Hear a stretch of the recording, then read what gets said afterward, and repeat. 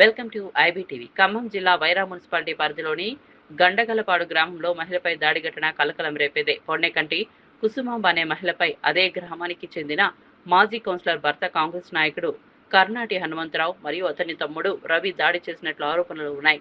బాధితురాలు తెలిపిన వివరాల ప్రకారం తన కుమారుడు సునీల్ను అకారణంగా కొడుతున్నారని ప్రశ్నించగా అసభ్య పదజాలంతో దూషించి చెప్పుతో కుట్టి తీవ్రంగా గాయపరిచారని చెప్పారు.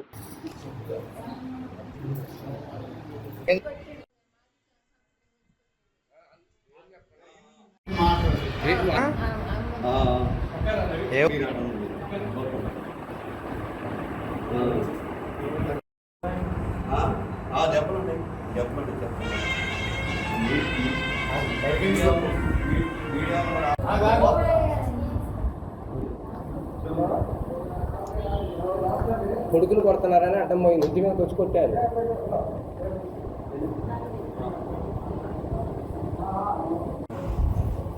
కరెక్టేనా చెప్పండి? నేను పిచ్చిమన్నా అడగండి, ఇలాంటి నేను పిచ్చిమన్నా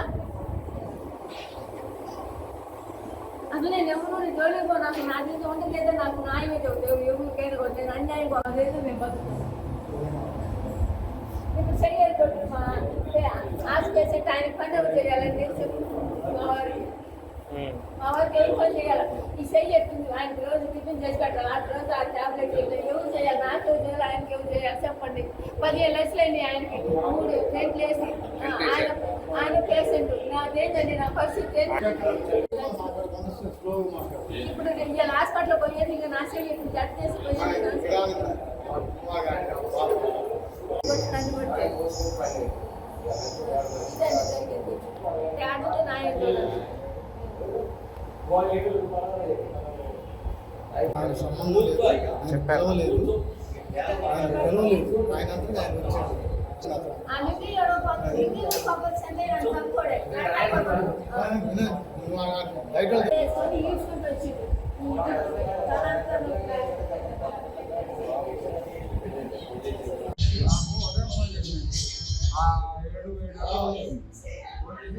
వచ్చి మా ఇంట్లో వచ్చారు. ఎవరు ఆట రాలేదు, తీసుకొని అడగాలి చెప్పి తీసుకొని జుట్టు పెడుతో చేతి మెలేసి కొట్టుకుంటూ పదార్థం తీసుకొని పోదాక లుంగి ఊడిపోయింది.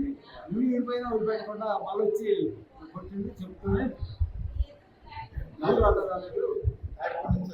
చెప్పేసరికి నేను తాడు నుంచి అంటే వచ్చి ఇంటికి పోయి వచ్చి స్టేషన్ వచ్చింది.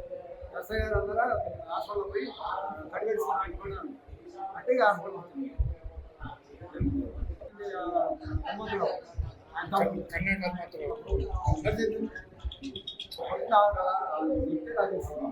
హనుమంతరావు సరే కదా, ఏ తీర్థాయి ఉన్నా ఎక్కడ ఉన్నా ఒక ఇంటి మీద వచ్చి నైట్ కొట్టొచ్చు. అది ఆడమనిషిని భర్తనే భార్యనే భర్త కొట్టే రోజు కావు. అంత సేవ్ చేసుకోవడం ఏంటంటే ఊరు కదా, ఇదేంటి ఏదో అంత ఇది అమాయకం చేసి ఏమీ లేదండి. ఫస్ట్ భార్య భర్త సగాలు పెట్టుకున్నారు. సునీల్ భార్య సగాలు పెట్టుకున్నారు. బయట నుంచి